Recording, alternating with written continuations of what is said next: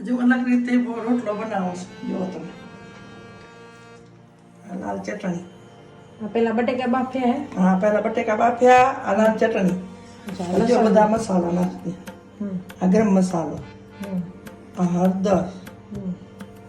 ને આ ધાણા જીરો પાવડર ને આ મીઠો બાફા મીઠો નાખ્યો છે મેં હા બટેકા ખાલી બાફું ને આ છુંદો કરી નાખે ને બટેકા એકદમ આ માવો બટેકી બનો ગયો ને આવી રીતે બધા નાખો હા અને પછી આ રીતે કરી લેવાનું મિક્સ કરતા આ કરી